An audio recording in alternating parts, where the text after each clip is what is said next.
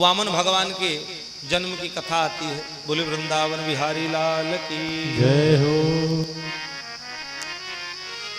सुखदेव जी महाराज कहते परीक्षित ने पूछा भगवन बले पदत्रयम भूमे कस्मात् दरिर याचत भूतेश्वर कृपण वल्लभार्थोपि बबंधतम। हे भगवान कृपा करके आप बताइए कि भगवान ने राजा बलि से 3 पग भूमि क्यों मांगी। भगवान इतने समर्थवान हैं फिर भी उन्होंने राजा बलि से मांगा, क्यों मांगा, क्या जरूरत पड़ गई। और राजा बलि इतना शक्तिशाली कैसे बन गया, कृपा करके कथा सुनाइए। सुखदेव जी महाराज कहते परीक्षित अमृत पी करके देवता अमर हो गए तो देवताओं में दानवों में युद्ध हुआ।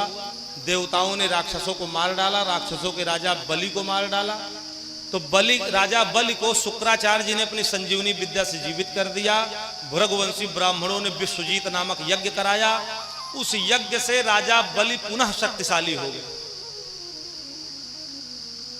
और यज्ञ के द्वारा उनको घोड़े, रथ, तरकस, कभी ना कुम्हलाने वाली माला सब कुछ प्राप्त हो गई। पुनः शक्तिशाली हो गए राजा बलि।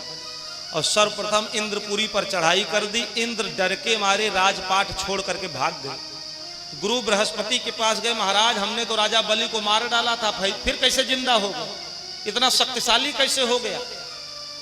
तो गुरु बृहस्पति ने कहा कि शुक्राचार्य जी की संजीवनी विद्या से, भृगवंशी ब्राह्मणों की तपस्या से अब इसको तभी कोई छल पाएगा, तभी कोई जीत पाएगा जब भगवान की आराधना करे और भगवान आवे।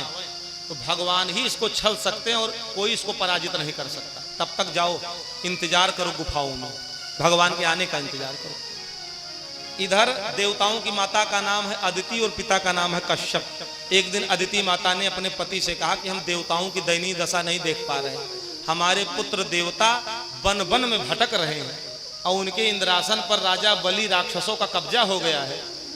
तो महाराज कुछ उपाय करो कि हमारे पुत्रों को उनका राजपाठ तो मिल जाए। तो कश्यप ऋषि ने कहा देवी एक व्रत है हरितोषक नामक व्रत, इस व्रत को तुम फाल्गुन के महीने में करो। प्रतिपदा से लेकर द्वादशी पर्यंत तो एक सुयोग्य पुत्र की प्राप्ति होगी और उन्हीं के द्वारा राजा बलि चले जाएगा और तब यश कीर्ति प्राप्त हो जाएगी पुत्रों को। तो अदिति माता ने वही फाल्गुन के महीने में प्रतिपदा से लेके द्वादशी तक उस व्रत को किया, नियम संयम के साथ पूरे वर्ष भर किया। तो स्वयं वामन भगवान अदिति माता के पेट में आ गए, उदर में आ गए। ब्रह्मा जी विनती करने के लिए आए, नमस्ते प्रश्न गर्भाय वेद गर्भाय वेधसे त्रिनाभाय त्रिष्टाय शिपिष्टाय विष्णवे। और जब विनती किया ब्रह्मा जी ने तो भगवान प्रकट हो गए। बोले वामन भगवान की जय हो। अदिति माता के यहाँ भगवान प्रकट हो गए। जिस दिन भगवान प्रकट हुए उस दिन को विजया द्वादशी भी कहते हैं। देखते देखते भगवान वामन अंगुल के हो गए। गायत्री के अधिष्ठात्र देवता ने आकर के यज्ञोपवीत संस्कार किया। किसी ने मेखला दी, किसी ने चर्म दिया, किसी ने कटिवस्त्र दिया, किसी ने छत्र दिया, किसी ने कुश। स्वयं कुबेर ने भिक्षा पात्र दिया और मैया लक्ष्मी ने आकर के उसमें भिक्षा दी। अग्निहोत्र आदि करके परिसमूहन परिस्तरण करके इतने में सुना कि राजा बलि नर्मदा के उत्तर तट पर भृगुकक्ष नामक स्थान पर विश्वजीत नामक यज्ञ कर रहे हैं, अश्वमेध यज्ञ कर रहे हैं। तो वामन भगवान ने सोचा यही मौका अच्छा है राजा बलि को छलने का। तो भगवान कमंडल लेकर के चल पड़े।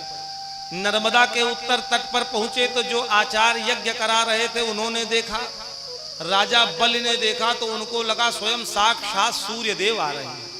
सारे आचार्य खड़े हो गए, राजा बलि खड़े हो गए, सम्मान किया। स्वागतम ते नमस्तुभ्यम ब्रह्मन् किं करवाम ते अब्रह्मशीणाम तपः साक्षान् मंथे त्वार्य वपुर्धरम। स्वागत है हे ब्राह्मण देवता। ऐसा लगता है कि हमने आज तक जितनी तपस्या की है उस सबका फल आज हमको प्राप्त हो गया। आपके इस तेज को देख करके, स्वरूप को देख करके लगता है स्वयं साक्षात भगवान विष्णु प्रकट हो गए और भगवान थे ही वो। चरणों में गिर गया, कहा ब्राह्मण देवता आपको देख के लगता है कि आप किसी वस्तु की कामना से आए हैं। कहिए आपको अगर राजा बनना हो तो राजा बना दे, आपको सोना चांदी हीरा मोती चाहिए तो वो उपलब्ध करा दे, आपको अगर ब्राह्मण की कन्याओं से विवाह करना हो तो उसकी व्यवस्था कर दे, अथवा जो आप कहिए हम सब के लिए तैयार हैं, आप मुंह खोलिए क्या चाहिए।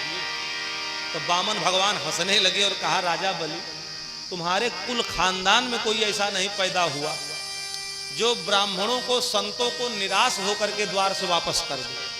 तुम्हारे पूर्वज भी जो थे वो भी जो वचन दे देते थे उसको पूरा करते थे, और तुम्हारे द्वार से कोई खाली नहीं जाता था। और तुम्हारे स्वयं पिता प्रहलाद नंदन विरोचन वो ब्राह्मणों के इतना बड़े भक्त थे कि देवता ब्राह्मण का रूप बना करके उन्हीं की आयु दान में मांगने आए। वो जानते थे कि हमसे छल कर रहे हैं, फिर भी अपनी आयु दान कर दी। तो इतने बड़े दानी तुम्हारे कुल में हो चुके हैं, तो हमें तो पूर्ण विश्वास है कि हम जो मांगेंगे वो आप दे दोगे। राजा बलि बड़ा प्रसन्न हुआ, कहा महाराज मांगिए। तो वामन भगवान ने कहा अगर देना चाहते हो तो इसी हमारे पैर से 3 पग भूमि दे दीजिए। हंसने लगा, कहा महाराज आपका कद भी छोटा है, बुद्धि भी छोटी है, अभी हो तो आप बालक ही, 3 पग में क्या होगा, 2-4 बीघा मांग लो, 2-4 गांव मांग लो। भगवान ने कहा नहीं, 3 पग भूमि चाहिए, वो भी संकल्पित दान चाहिए। जो ब्राह्मण स्वयं प्राप्त वस्तु से संतुष्ट नहीं रहता उसकी तेज की वृद्धि नहीं होती, उसका तेज वैसे ही शांत हो जाता है जैसे फूटे हुए घड़े से निकल करके जल जब निकल जाता है तो घड़ा समाप्त हो जाता है, शून्य हो जाता है। जैसे जल से अग्नि शांत हो जाती है ऐसे उस जीव का तेज भी समाप्त हो जाता है। इसलिए हमें 3 पग भूमि में ही संतोष है। तो उसने कहा ठीक है, अगर महाराज नहीं मानते हो तो संकल्प के लिए जैसे जल लेना चाहे शुक्राचार्य जी ने रोक दिया, ये भगवान है, तुम्हारी यश कीर्ति सब लेकर के अपने बड़े भाई देवताओं को दे देंगे, छल लेंगे। इसलिए कुछ जगह झूठ बोलने में पाप नहीं लगता, 8 जगह झूठ बोलने में पाप नहीं लगता। इसलिए भगवान झूठ बोल दो, कह दो हम नहीं दे पाएंगे आपको। कहां कहां झूठ बोलने से पाप नहीं लगता, कहा स्त्री सुनर्म विवाहे चा भृत्यर्थे प्राण संकटे और गौ ब्राह्मणार्थे हिंसायाम नानृतम स्याजुगुप्सितम। कहा स्त्री के साथ हास परिहास करने में अगर झूठ बोल दिया जाए तो पाप नहीं लगता, अथवा हंसी मजाक में कोई झूठ बोल दिया जाए तो पाप नहीं लगता। विवाह में कन्या आदि की प्रशंसा करते समय अगर आपकी प्रशंसा करने से किसी कन्या का विवाह अच्छे कुल खानदान में हो जाए तो पाप नहीं लगता। चौथा, अपनी जीविका की रक्षा करने के लिए अगर हिसाब से झूठ बोला जाए तो पाप नहीं लगता। 5वां, प्राण संकट उपस्थित हो जाए, अपने प्राण की रक्षा के लिए झूठ बोला जाए तो पाप नहीं लगता। 6ठा, गौ माता की रक्षा करने के लिए झूठ बोला जाए तो पाप नहीं लगता।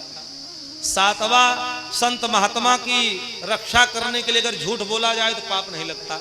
और 7वां, किसी प्रकार के संकट में पड़े हो, मृत्यु बाधा उपस्थित हो जाए तो आपके असत्य भाषण करने से अगर किसी का भी प्राण बचता हो तो वहां पाप नहीं लगता। इसलिए भगवान है झूठ बोल दो पाप नहीं लगेगा। राजा बलि ने कहा गुरुजी आप तो जानते ही हो, मैं तो सबको देता हूं, अगर ये भगवान है तो मेरा सौभाग्य जो दुनिया को देता है वो हमसे मांगने आए, और कोई साधारण महात्मा है तो हम तो देते रहते दान को।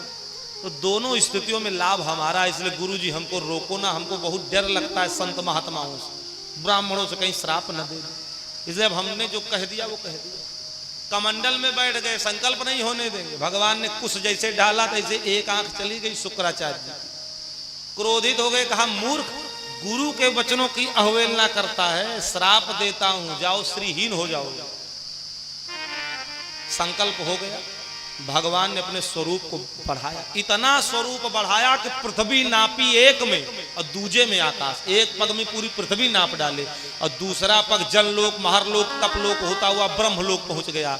ब्रह्मा जी ने अपने कमंडल के जल से भगवान के चरण को धोया और उसी जल को अपने कमंडल में रख लिया।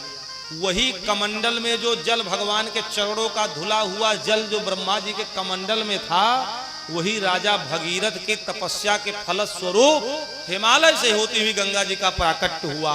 भगवान विष्णु के चरण कमलों से गंगा जी का प्राकट्य हुआ है।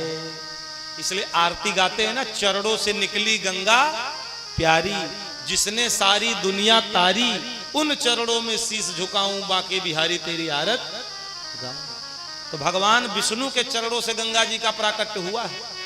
इसलिए गंगा जी का दर्शन करो तो भगवान विष्णु के चरणों को जरूर याद कर लिया करो कि वही गंगा है जो भगवान विष्णु के चरण कमलों से निकली है।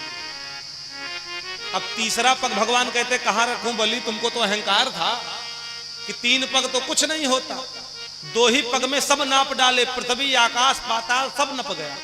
अब तुमको नरक में जाना पड़ेगा क्योंकि तुमने संकल्प किया है, और संकल्प करके कोई उसकी पूर्ति न करे तो उसको नरक में जाना पड़ता है। नरक जाने के लिए तैयार हो जाओ, और नहीं तो बताओ हम तीसरा पग कहां पे रखें।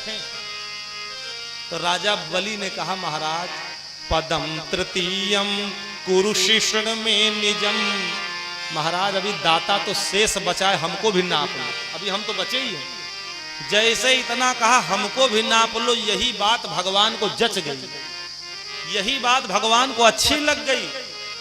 भगवान ने कहा राजा बलि बहुत भक्त देखा लेकिन तुम्हारे जैसा नहीं, सर्वस्व चला गया, कोई गम नहीं, उसके बाद भी कह रहे हो कि हमको भी नाप लो, धन्य हो तुम। अब तक हम तुमसे मांगते थे, अब तुम हमसे मांग लो, हम तुम्हारी भक्ति से प्रसन्न हैं, मांगो क्या चाहिए। भगवान प्रकट हो गए। राजा बलि चरणों में गिर गए, कहा भगवान अगर देना चाहते हो तो हम आपका दर्शन सदा सर्वदा करते रहें। भगवान ने कहा जाओ तथास्तु, तुम पाताल लोक के राजा बनोगे, हम तुम्हारा गेट कीपर बनेंगे, पहरेदार, सिंहासन पर बैठे रहोगे, दरवाजे पे खड़े रहेंगे, सीधे हमारा दर्शन तुमको प्राप्त होगा। तो भगवान राजा बलि के पहरेदार बन गए। राजा बलि वैसे चाहते थे इंद्रासन, लेकिन इंद्रासन तो किसी और का था, इंद्र का था, तो दूसरे के आसन पर दूसरा कैसे बैठ सकता है। तो भगवान ने वो आसन दे दिया इंद्र को, इंद्रपुरी ले करके जो यश कीर्ति देवताओं की छीन लिए थे वो इंद्र को वापस कर दिया, और राजा बलि को पाताल लोक का राजा बना दिया। तो अपनी सोची होत नहीं हर सोची तत्काल, और बलि चाहत है स्वर्ग को भेज दियो पाताल। तो भगवान को जो करना होता वही करते, जो सत्य होता वही करते। तो भैया पाताल लोक का उनको बना दिया राजा, भगवान बन गए पहरेदार, और अपने बड़े भाइयों को जो उनकी यश कीर्ति राजा बलि छीन लिए थे सब कुछ वापस कर दिए। इस प्रकार से जो इस वामन भगवान की इस कथा को सुनता है उसके जीवन में सुख शांति आनंद को प्राप्त करता है, और जीवन प्रसन्नतामय होता है, किसी चीज की कमी नहीं होती। बोले वामन भगवान की जय हो।